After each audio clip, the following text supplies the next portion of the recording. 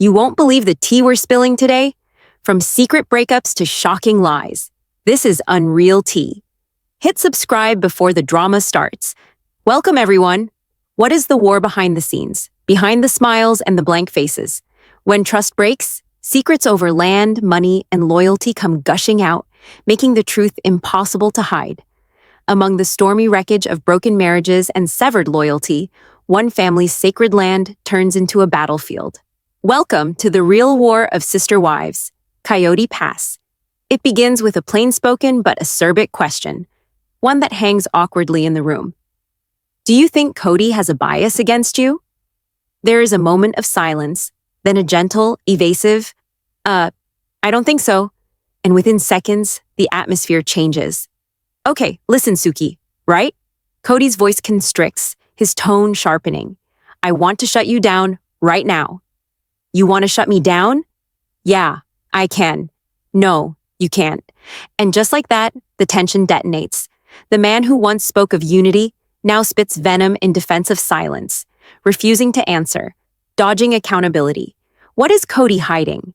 Meanwhile, David chimes in from the sidelines. In a lot of ways, he's made himself look more like the villain, maybe to pull the blame off Robyn. There's a chilling irony to that. While Kody distances himself further and further, his most intimate relationships break down even more. But what may be most jaw-dropping is hidden in a throwaway disclosure. You said you'd love to take David on a guy's trip, Suki reminds Christine. He was on board with it, Christine admits, even a potential double date. But we're just not fixed enough yet. Have you even seen each other enough to start healing? No. Healing doesn't belong here in this storm. Not yet.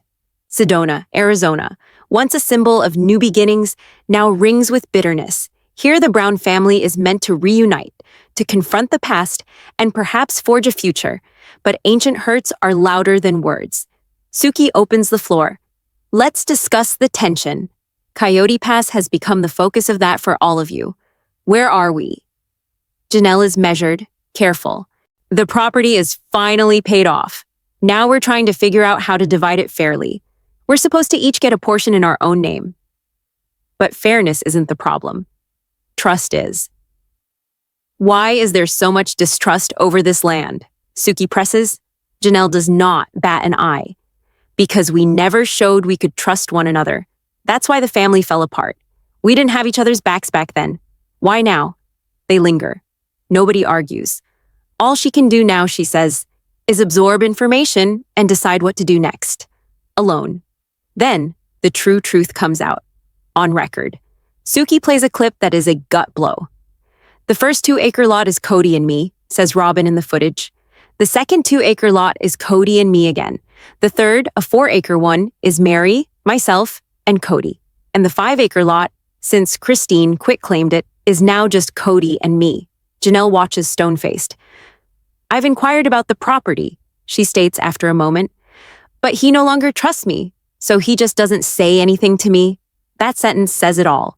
In a family founded on mutual faith and harmony, information is currency, and only one person knows where the vault key is. Kody. I always thought you were the one running everything, Suki tells Janelle. I'm just the bookkeeper, Janelle replies, but now I'm being told to protect my own interests, to fight for what I'm entitled to. And legally, I'm only a third owner on one of the 4 parcels. The math doesn't lie, but the intention behind the numbers is murkier than ever. The betrayal runs deeper than land. Janelle reveals that Kody once tried to steamroll a land sale without asking. He was like, I'll just sell it through a realtor, sell it, and that's it. But I was like, wait a minute. You don't get to make that decision by yourself. The power grab, the secrecy, the control, any of it does not read like leadership. It reads like abandonment. And Robyn, ever loyal to Kody, quietly profits. Kody's name is on each lot. No one needs to ask permission to move. This hurt. Once there, this was a family investment, betraying all else on paper. I remember asking how the land was split, Christine remembers, and I was in trouble just for asking. Kody got angry, told me, who do you think is going to take care of you? But I didn't think he was taking care of me. And that apparently was not acceptable. The Coyote Pass lots. Who benefits? The answer grows clearer and more agonizing with each interview. Kody always comes out ahead financially, Christine says. Always. He's just inherently selfish. When Suki asks if Kody will be fair to the other women in dividing Coyote Pass, Christine doesn't hesitate. Absolutely not. He's not fair. He's greedy. He takes care of himself and Robyn, period. It's a damning accusation, but one supported by history. Christine continues, "We never really knew what the others were getting financially. We just focused on our own. But Janelle? She knew." According to Christine, Janelle, typically reserved, confirmed that Kody and Robyn were taking more than their share, far more. That money came from all of us, Christine says, and Kody would buy what he called assets with it, without asking anyone. Now the women are scrambling to protect what little they have left. Kody believes I will come after him for alimony, Janelle states, but we were not technically married. I can't. But he treats me as if I am a threat. Suki nods. But there is still financial imbalance. And there is. From college fees to houses, the wives paid in ways that no one recognized. Meri even funded her child's college on her own, never getting the assistance others had. But the greatest bitterness? Robyn always came first, financially and emotionally. So how did the money work behind the scenes? In the beginning, they shared everything. We used to pool our money, Janelle explains, then prioritize based on need. Kody had some discretion if one of us needed something urgent, but it was fair. Until it wasn't. I had to sit down with Kody, Robyn, and my accountant, Janelle recalls. I showed them proof of everything I'd contributed. Only then did he back off. But the harm was done. I can show I paid for my children's college, she continues. Although people say I stole from the family fund, I didn't. I have receipts. The battle at Coyote Pass is not about land anymore. It's about validation, control, recognition. Meri adds under her breath, we all assisted each other. But I didn't receive assistance in return. Christine echoes the sentiment. We paid for Meri's house, all of us. Suki sighs, trying to wrap her head around it all. So what now? Silence again. Sex and money. The two taboos are now center stage, and everyone's pointing fingers. Janelle, exhausted, concludes, I went into this family trusting everyone. Now all I see are contradictions. Kody and Robyn say I ran the finances. I say I didn't. Everyone's blaming someone. And honestly, I'm tired. Janelle kept the books. Christine paid her own way. Meri stayed quiet for years. But behind the scenes, was Robyn quietly cashing in? As the women peel back layers of past finances and silent deals, a devastating truth starts to surface. This wasn't just spiritual marriage, it was a spiritual scam. In part 2 of our deep dive, the sister wives unravel how faith, loyalty, and blind trust cost them everything. The tension over money only grows thicker as the women reflect on their financial roles in the Brown family. Janelle explains how she ended up in the position of managing the books, but not by choice. I didn't ask for it, she says. I just stepped up when we needed someone to track things. And track she did, for years. But despite doing the work, Janelle never had the final say. Kody made the decisions. He always had the last word. But those words weren't shared with everyone. In fact, as Meri later reveals, she was often completely left out of major financial conversations. I didn't even know what the family income was, Meri confesses. There were times I just trusted that everything was being taken care of. I thought that was part of the plural marriage deal, faith. But blind faith turned into bitter reality. Did you ever suspect Robyn was being prioritized financially? Suki asks Meri. Meri pauses. Yes, but I didn't have the proof. I just had the feeling. A feeling that would later be confirmed by Christine and Janelle's painful discoveries. Then came the biggest shock of all, the secret financial funneling. Christine describes moments when Robyn would acquire things none of the others could afford, without explanation. Furniture, trips, clothes, new things. We were all counting pennies to get by, and she just had what she needed. It wasn't jealousy, it was confusion. How could one wife be living comfortably while the others were scrambling to pay for basic needs? And it wasn't just about stuff. Robyn and Kody bought a home when none of the rest of us had one. Janelle says, we were renting, sacrificing, and they made a long-term investment without consulting us. Christine, her voice heavy, adds, it felt like a slap in the face. All those years of saving, of pinching every dime, And suddenly Kody's buying her a house? The silence after that statement says everything. But it goes even deeper, right into retirement funds. Janelle, Suki says slowly, there were rumors that you had to cash out retirement savings to build the family's dreams. Is that true? Yes, Janelle nods, her voice strained. I used my retirement savings to buy the Las Vegas property. I thought it was for all of us. But the properties were sold. And the proceeds? That's the question, isn't it? Janelle says with a cold laugh. Where did the money go? It's a question no one seems to answer, least of all Kody. Meanwhile, Kody remains combative in his interviews. Everyone's blaming me, he says bitterly. They're trying to rewrite history, but I was the one holding it all together. Without me, there wouldn't have been a family. But the women disagree. You can't hold a family together by silencing them, Christine says. You can't lead with secrecy and control. The wounds are deep, and they're not healing. Not when new betrayals keep emerging. Then comes the issue of the Coyote Pass cabins. Each wife was promised a section of land to build their dream home. But so far, only one wife's dream seems to be coming true. Robyn. She already has a mansion, Christine says, and now she's grasping for more land. Janelle supports her. When we finally got to see the property map, Robyn and Kody had the largest, best pieces. Meri, clearly offended, chimes in, I was going to have a small house under the trees. Now, I don't even know where I fit anymore. The land, once a symbol of hope, is now a brutal reminder of favoritism and exclusion. Suki turns to Janelle. Do you feel scammed? Janelle exhales deeply. Yes, I gave up everything. My finances, my future, my trust. I thought we were in this together. But now, I see it wasn't equal. Not even close. The emotional weight of her words is staggering. And Suki presses further. If Kody called today and said, let's start over, I'll be fair this time, would you believe him? No, Janelle replies without hesitation. Not anymore. Christine echoes the sentiment. He can't fix what he's broken. We've moved on. We had to. But Robyn, in her own interview, paints a different picture. I never wanted to take more than my share, she insists. I just trusted Kody. If he said we could do something, I believed him. Suki leans in. So, if Kody misled the others, do you think you benefited unfairly? Robyn's eyes fill with tears. I don't know. Maybe. But I didn't ask for that. It's a half confession. Enough to stir sympathy, but not accountability. And for Christine and Janelle, that's the problem. She always plays the victim, Christine says, but she's the only one who walked away with everything. The women are left with questions, some financial, others spiritual. Why did we believe in this so blindly? Meri wonders aloud.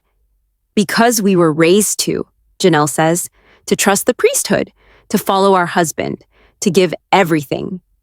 Christine finishes the thought. And now we're the ones left rebuilding. Back to the land. What happens now? Suki loops back to Coyote Pass. What's the plan? Will it be sold? Divided? Or just sit there as a monument to what once was? Janelle shrugs.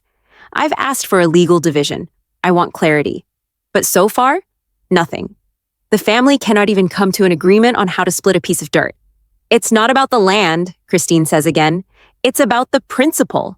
Janelle agrees. I just want what I put in. I'm not asking for more. Then Suki asks the question that silences the room. If Kody and Robyn tried to sell the land tomorrow without telling you, what would you do? Christine laughs bitterly.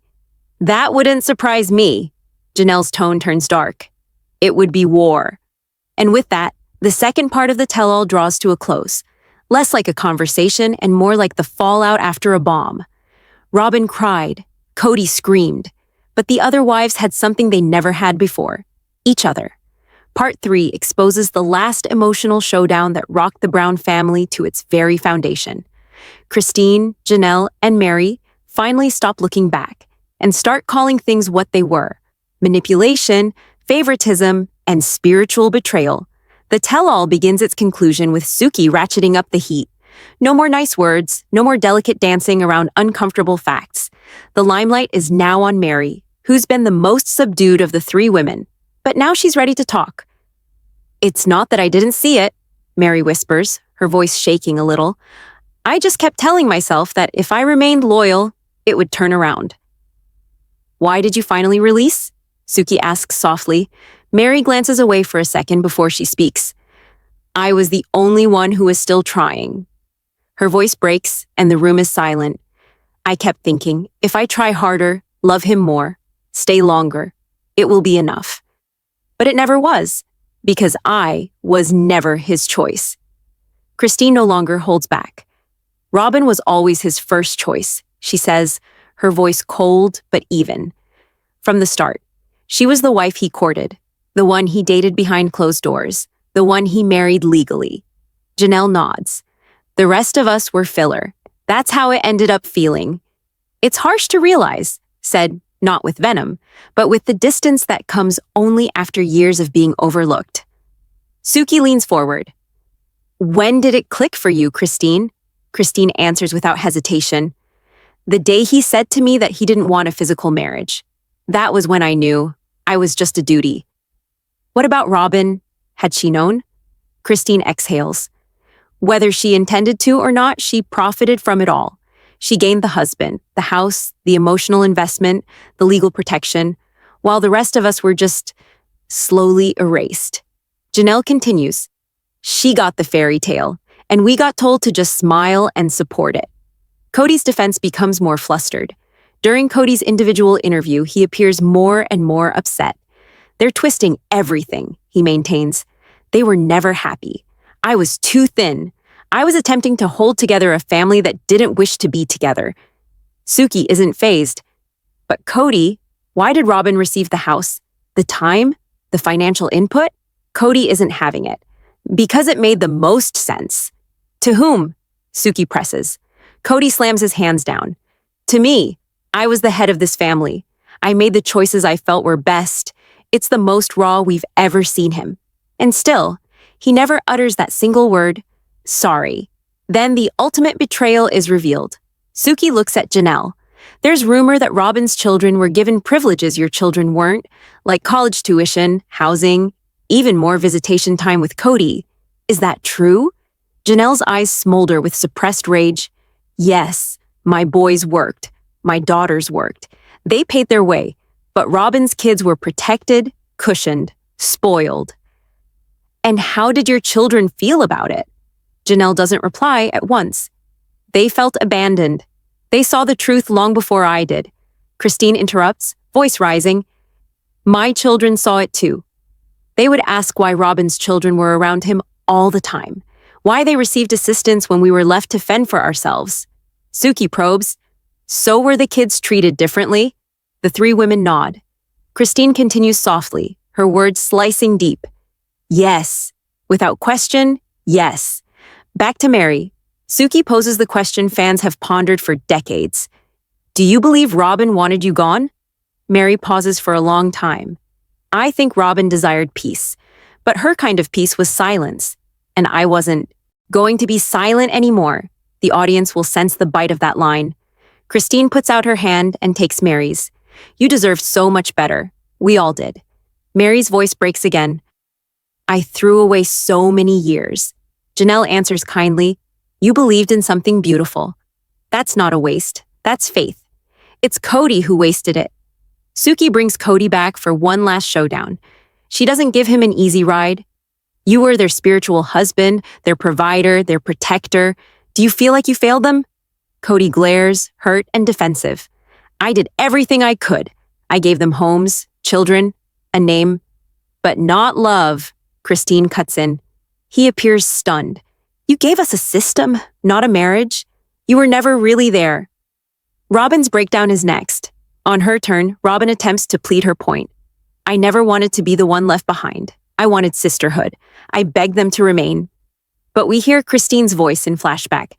You didn't beg us to remain. You just liked being the favorite. Robyn shakes her head.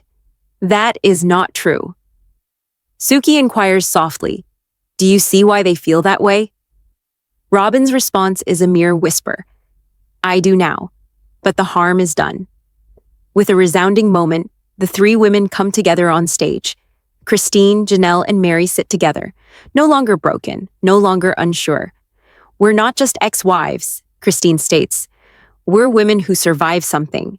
Janelle sums up, we believed we were creating a legacy, but actually we were learning how to set ourselves free. And Meri, now peaceful, wraps it up. Perhaps this wasn't even about Kody at all. Perhaps it was about finding our voices again. The tell-all ends not with Kody or Robyn, but with the women walking away, together. No apologies, no reconciliations, just truth and healing. The women no longer stay quiet. In this final section of the tell-all, Meri holds firm. Janelle drops the bomb of a secret letter from Garrison, and Christine says the line that closes down Kody forever. This is not a breakup. It's a revolution. The lights go down, the mood changes. Suki comes back with the passion of someone who knows the end is coming. But the story isn't over. She starts with Meri. You were Kody's first wife, she tells her. What do you want your legacy to be? Meri takes a deep breath, the burden of the years on her shoulders. I want people to know that I tried, that I believed in what we were making, but that I finally realized I deserve better than being tolerated. It's silent, strong. Suki gives it room. Christine leans in and whispers, you do. And then comes the moment nobody was anticipating. Janelle pulls out a letter. And as the discussion moves to the children and how they're healing, Suki asks, is there something from your kids that you hold with you, that you carry with you? Janelle produces a crumpled piece of paper. I wasn't sure I'd share this, she says. But I think that people need to know what's truly at stake when a father leaves. She unfolds it. It's a letter Garrison wrote to me before he left. Her hands shake. Mom, I can't stand watching him continue to ignore us. It hurts too much. I'll be fine, but I need some space. I just wish he would fight for me like he fights for her kids. The room is silent. Tears run down her face. My son died never having fully healed from this. Even Suki's voice breaks. I'm so sorry, Janelle. The heaviness of the loss lingers in the air. Christine's reckoning follows next. Suki addresses her. What do you want people to know about leaving? Christine doesn't flinch. That it was the scariest and most liberating thing I've ever done. She directly addresses the camera. For anyone trapped in a life that no longer nourishes your soul, leave. Not because it is easy, but because you deserve happiness. It's a television moment, unfiltered, real, viral. And then, the ultimate showdown, Robyn versus Christine. Suki shocks them all by asking Christine and Robyn to sit facing one another, alone. Once you've never had a real one-on-one, she tells them, now's the time. The tension is overwhelming. Robyn goes first. I didn't want it to be like this. Christine folds her arms. You might not have wanted it, but you didn't stop it either. Robyn begs, I tried to maintain the family. Christine pushes back. No. You attempted to keep your family intact. You wanted us quiet, obedient, and out of sight. Robyn's eyes enlarge. That's not fair. Christine interrupts her. What's not fair is having your children lauded while my own were edged aside. What's not fair is being the victim while playing queen. It's harsh, but not cruel. Just the truth. Robyn starts to cry once more. But I never wanted to be the favorite. Christine glares at her sister. But you never let it go either. Kody is called in again, this time to confront all three women simultaneously. Suki addresses him. This is your last opportunity. What do you have to say to them? Kody rises, the man shaking. I don't know how it got so out of hand. Christine interrupts. It turned out this way because you didn't want to change. Meri continues. Because you only valued us when we were catering to your ego. Janelle completes it. And because you did not remember love was something you had to offer, not only receive. Kody's voice is shrill with desperation. I was trying my best. No, Christine is low and even. You were doing what was easiest. It is the ultimate blow. Then is the healing. The wives unite. Suki asks, what now? What's next for each of you? Meri goes first. Peace. I'm moving on. Not bitter, but wiser. Janelle nods. Freedom. I get to live for myself now. Christine smiles. Love. And not the kind that takes from you, but the kind that fills you up. The three women lock arms. It's a sisterhood born not from marriage, but survival. Kody and Robyn are left sitting alone on the couch. Robyn is devastated. Kody is quiet. Suki looks at them. Do you think you won? Robyn whispers. No, I don't think anyone did. Kody's silence is deafening. It's not victory, it's loneliness. Final monologues. Each woman's truth is revealed. Christine. I stayed too long because I was afraid. I left because I got brave. Janelle. I thought being the strong one was about withstanding pain. Now I know it's about choosing yourself. Or a dame. Meri. I was the first. I was the most loyal. And I was the most forgotten. But not anymore. Suki's last words mark the end of the show. In a story that began with one man and 4 women, it's the women who walk away stronger. Not because they won, but because they woke up. Fade to black. To all the women watching at home, your voice matters. Your story matters. You matter. To be continued in real life. This family's drama is far from over. So smash like. If you're just Team Wives, subscribe for the next explosive update and drop a comment below. Who do you think will win? Stay shady, stay curious, and I'll see you in the next scandal. Unreal Tea out.